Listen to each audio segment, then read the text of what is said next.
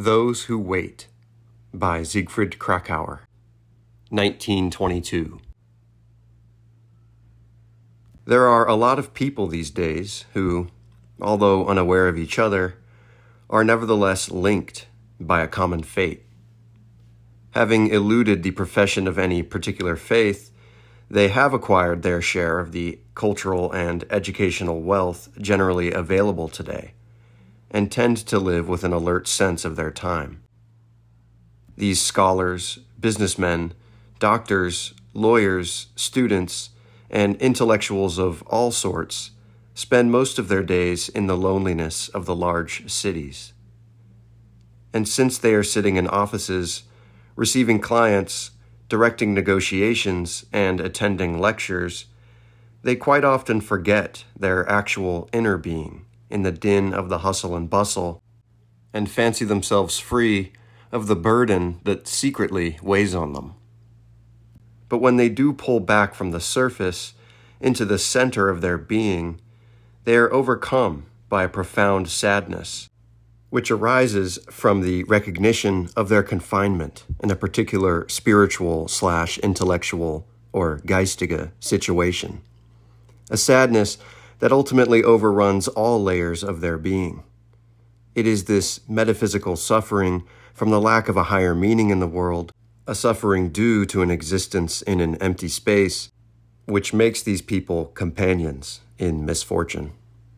In order to answer the question of what gave rise to the emptying out of people's spiritual and intellectual space, one would have to pursue the centuries-old process during which the self tears itself away from its attachment to God and the theological world, and slips away from the constraints of a community established by church authority, tradition, statutes, and dogma.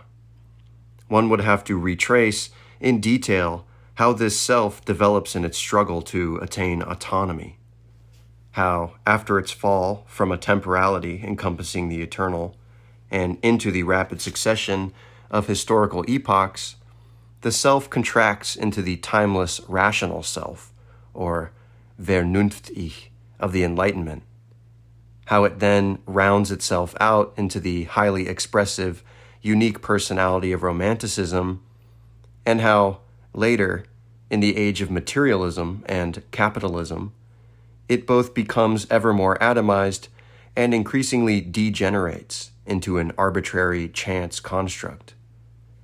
One would furthermore have to show that, corresponding to these transformations of the self, there are transformations of the outside object world, of reality, which is gradually robbed of its substance and compressed to a point where its structure depends on the self. One would also have to consider the social developments and 100 other lines of development that ultimately lead to the present chaos. Yet, in the end, one still wouldn't have really answered the question, that is, in its metaphysical sense, but instead would have given a historical derivation, encumbered with all the inadequacies peculiar to such derivations. In this context, however, it is less essential to go into historical problems than it is to elaborate the spiritual situation in which the people at issue here find themselves. At core, they are suffering from their exile from the religious sphere. That is, they are suffering from the enormous alienation prevailing between their spirit or intellect and the absolute. They have lost their faith. Indeed, they have almost lost the capacity for faith. And for them, religious truths have become colorless thoughts, which they are now, at best, only capable of thinking. Yet, for the most part, they already have extricated themselves from the exclusiveness of a worldview determined purely by the natural sciences. They recognize very clearly, for example, that some of the intellectual contradictions which emanate from a rational mentality can be resolved only by shifting into a religious frame of mind, or that a soul which is not anchored in the absolute lacks stability. All in all, after lengthy suffering, they have nearly reached the point from which the religious realm actually begins to be accessible. but the gate through which they wish to enter does not open for them, and, stalled in the intermediate realm just in front of it, they are tortured by their inability to believe. In addition, these people are struck by the curse of isolation and individuation. Tradition has lost its power over them. From the outset, for them community is not a reality, but merely a concept. They stand outside form and law, somehow holding their ground as tiny splintered-off particles in a temporal stream that is trickling away. Constrained by an excess of economic relations, they live unattached and lonely in a spiritual, intellectual world dominated by the principle of laisser-aller, a world in which every major trans-individual agreement has long since been blown apart, and in which, as a result, the I can bridge the gap to the thou, if at all, only by virtue of a revocable personal decision. The alienation from the absolute and the isolation and individuation both leave their mark in a relativism that has been pursued to the extreme. Since these people lack ties and firm ground, their Geist drifts along without direction, at home everywhere and nowhere. They traverse the infinite variety of spiritual intellectual phenomena, the world of history, of spiritual events, of religious life, as isolated individuals who no longer stop for anything, equally close to and equally far from all circumstances. Equally close, since they easily submerge themselves in any essentiality or Wesenheit, because there is no longer any faith that would bind their Geist and thereby prevent it from being somehow consumed by any and all phenomena. Equally far, since they never consider any insight as the ultimate one. That is, they have never penetrated in essentiality to such an extent that they could enter its depths permanently, and, so to speak, never leave it. Their restless wandering is only an indication that they live at the greatest remove from the absolute, and that the spell which envelops the self and which renders the essence of things unambiguous has been broken. Typical of this spiritual intellectual situation is the philosophy of Georg Simmel, who ultimately believed he could conquer relativism, and indeed, at the very least, clearly grasped its problematic issues by positing, quote, life as the last absolute. Life, which releases from its womb ideas and forms that subjugate life for a length of time, but that are only to be in turn themselves devoured by life. But this doctrine recognized life-transcending norms and values only for the time being, so to speak, and destroyed the absolute in the very act of making the ebb and flow that is indifferent to value, in other words, the process of life, into an absolute. It was an act of desperation on the part of relativism, which, in its search for a solid foundation, ultimately came upon groundless and rootless life, and thereby landed with itself, or perhaps did not land at all. Or vacui, fear of emptiness, governs these people, and one can easily understand in which directions their yearning extends. Everything in and around them urges them toward renewed being within the religious sphere, and simultaneously toward redemption from unrestrained permissiveness. Both of these to be achieved by entering into a community bound by form. Consciously or unconsciously, they seek to reconstruct the shattered world from the perspective of a higher meaning in which they believe, to suspend their flawed individuality, and awaken an order superior to them in which they can find their place. As for the rest, their desire to re-enter the domain of religious life is by no means always compatible with the other desire, namely, that religious contents and the community held together from above by religious forms will take shape. The great variety of approaches being pursued today is evidence of the gaping divergence of the demands of the soul. It is important to shed some light on at least a few of the approaches that are supposed to lead to a new homeland of the soul.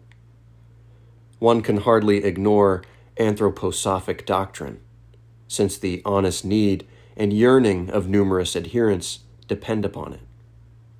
Steiner's sizable following can be largely explained as a function of his claim, based on his insight into the untenability of our spiritual intellectual situation, to have a scientifically verifiable method that allegedly will enable people to perceive supersensory realities, as well as fathom human destiny. He gives the deceptive impression that his method establishes secure connections to the absolute.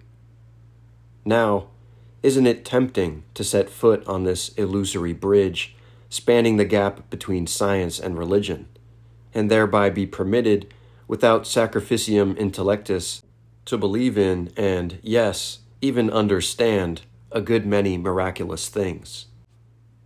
The groundswell in the movement is certainly also due to the fact that, sociologically, crucial aspects of the Steiner community represent the model of the Church, thereby enabling it to reassuringly embrace the isolated individual and give him a feeling of safety and security. One can understand why many people fall prey to such a temptation, which, however, for a number of very sound reasons, is not a temptation for a reflective person, but rather a distorted image of an authentic participation in the absolute. There are other approaches, however, that at the very least ought not to be described as misleading paths.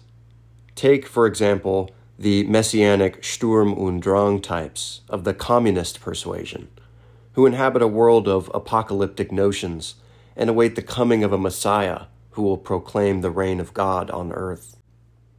They oppose the treacherousness of a mere existence bereft of meaning with shining visions of fulfillment and of the overcoming of our frail wanderings. A merciless age gives rise to these chiliastic dreamers who break out of the vacuum in tempo furioso in order to take certain ultimate religious positions by storm.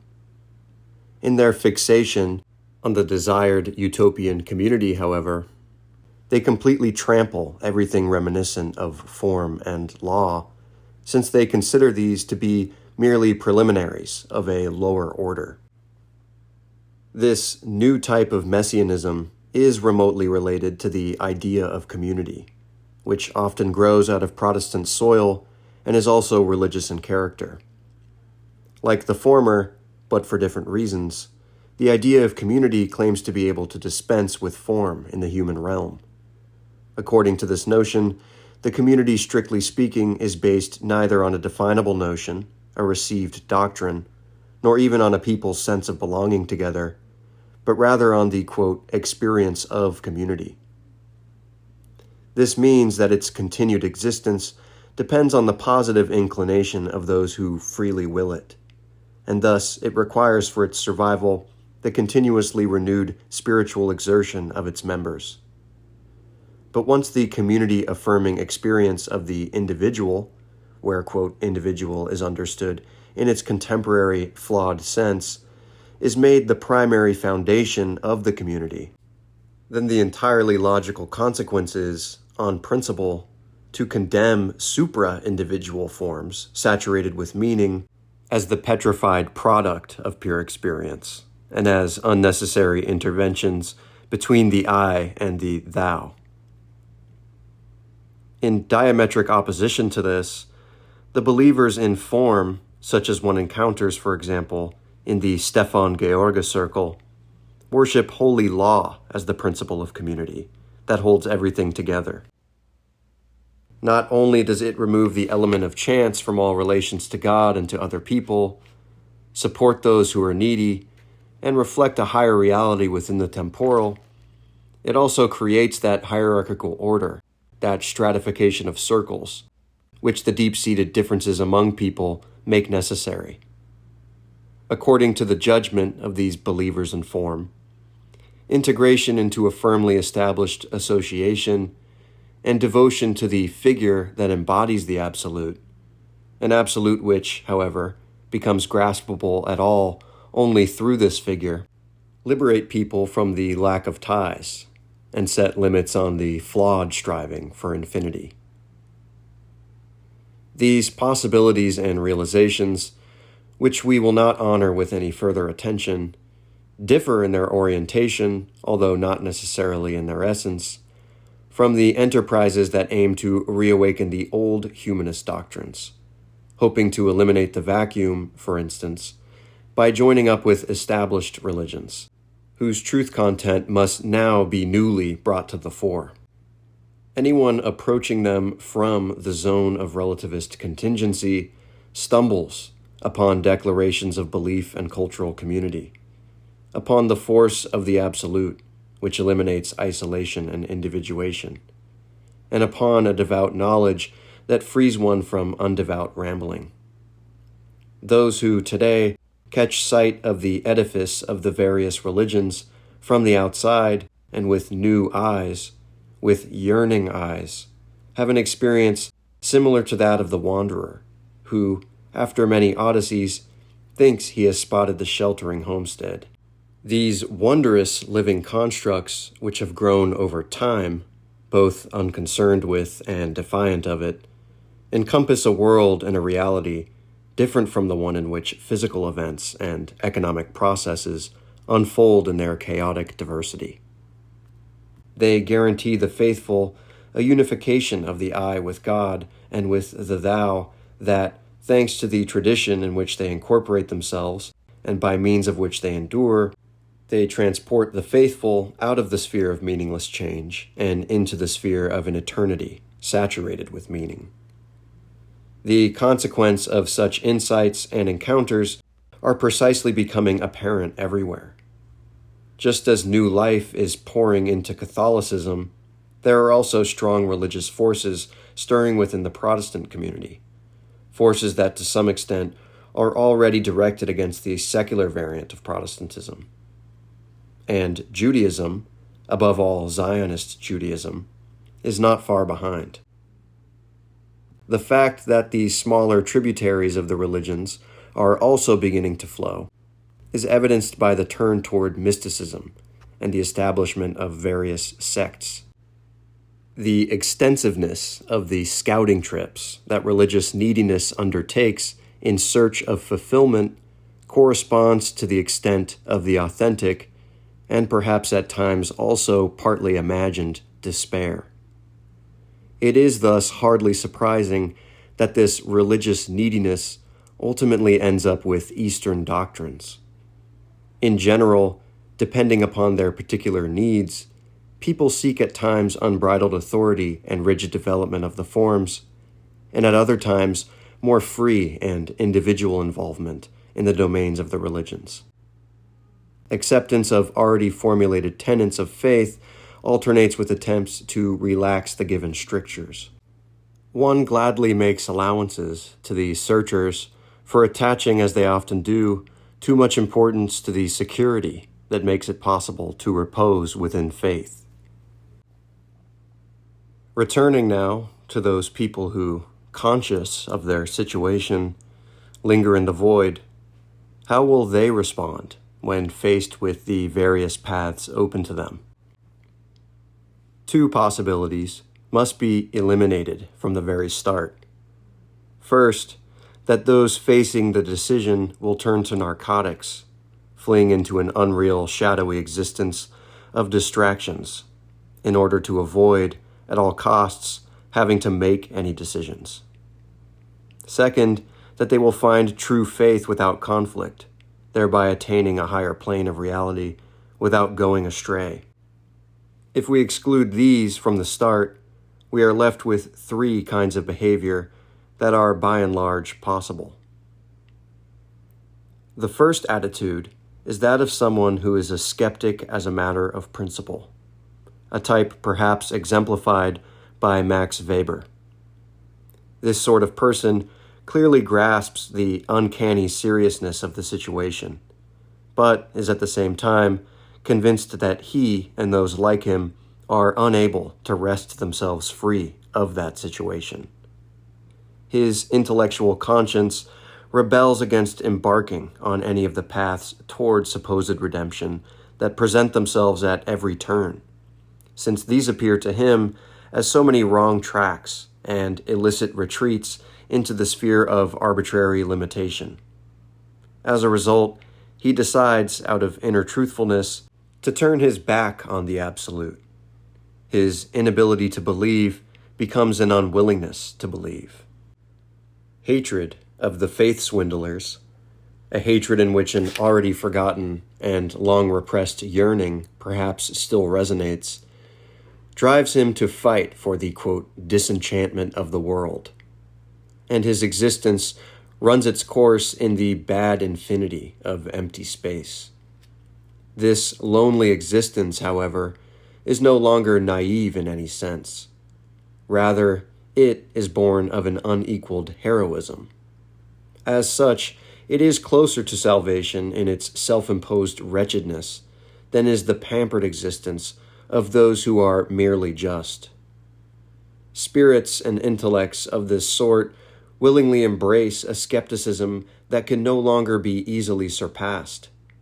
They exhaust themselves, demonstrating all imaginable determinations and relations without ever prophetically touching upon meaning, and with only sporadic departures from the realm of value-free observation. Yet the insights they have attained in the domain of the humanities and anthropology, which are dubious and even superficial in certain respects, precisely because they claim to be pure insights, are rooted in renunciation.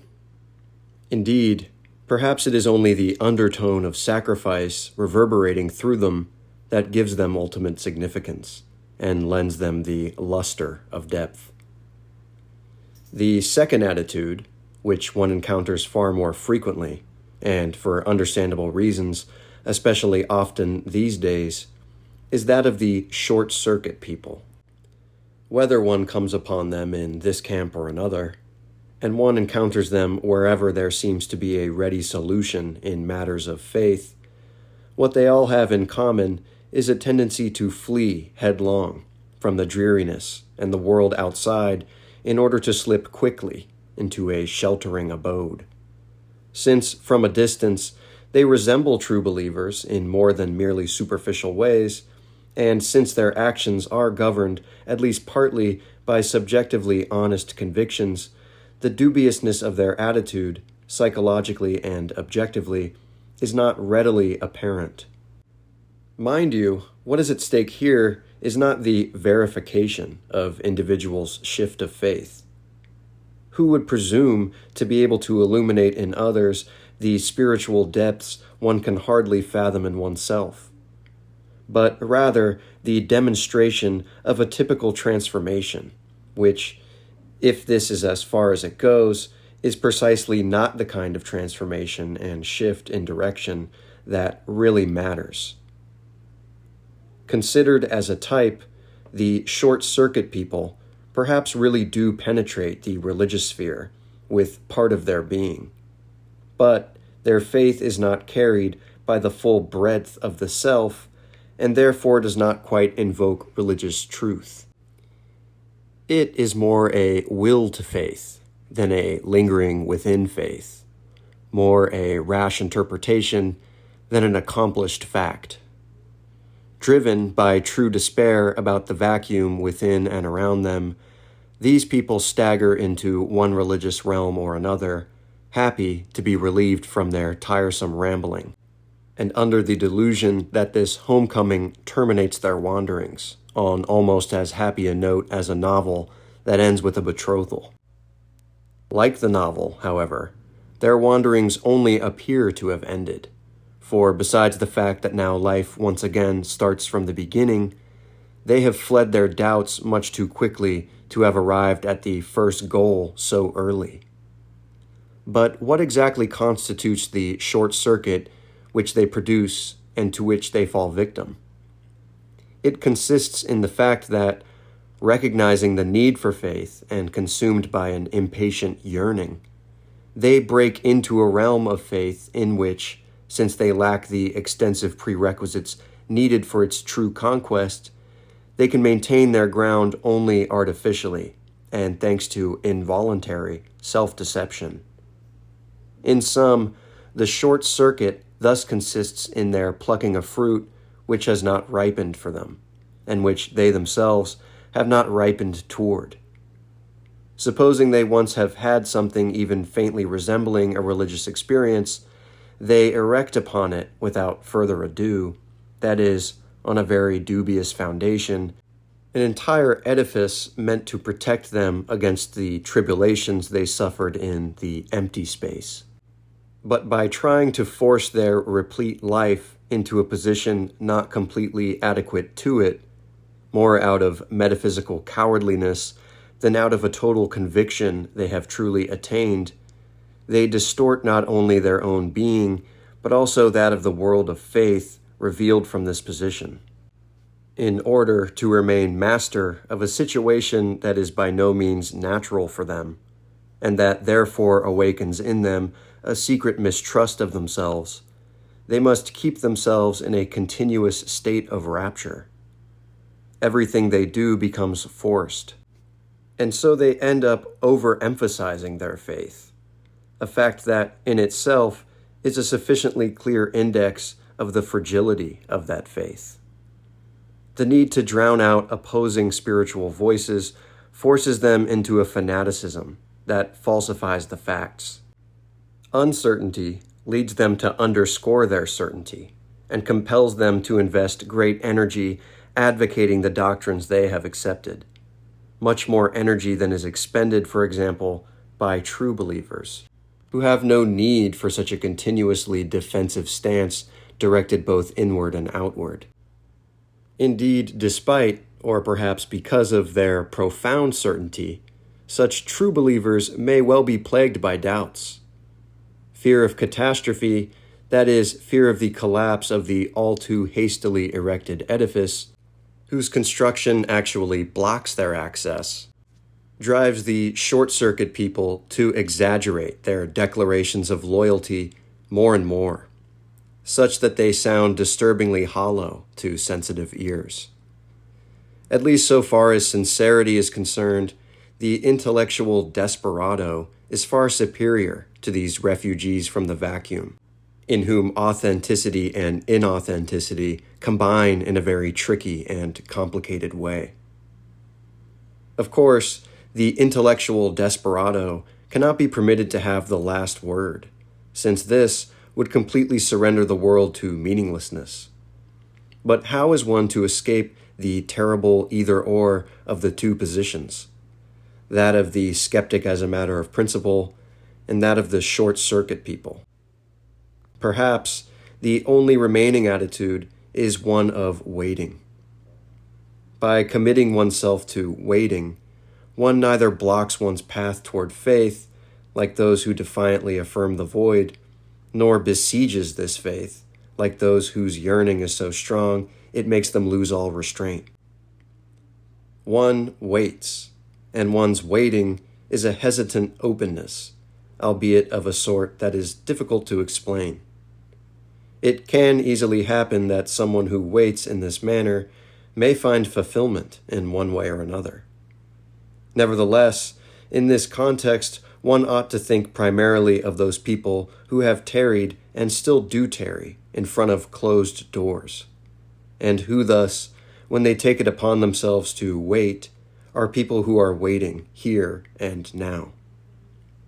Let's assume that, based on the unalienable right of their natural being and their sense of reality, they reject the lust and the fervor of messianic enthusiasts just as much as they refuse to be integrated into esoteric circles.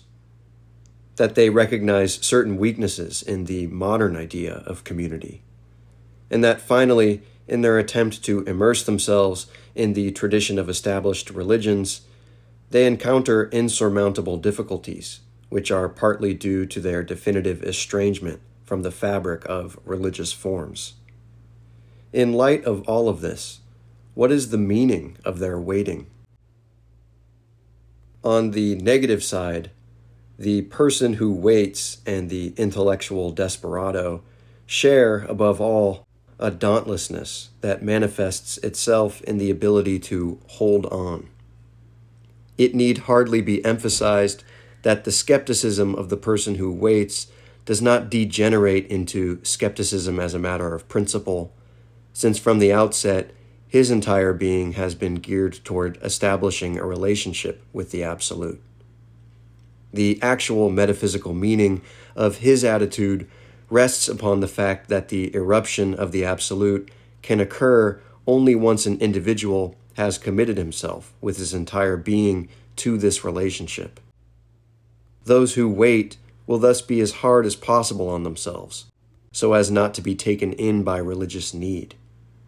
They would much rather lose the salvation of their soul than succumb to the rapture of the moment and fling themselves into adventures of ecstasy and visions. Maintaining the furthest possible distance, they almost make it their ambition to be pedantic and somehow cool, as a means of protecting themselves against flying embers.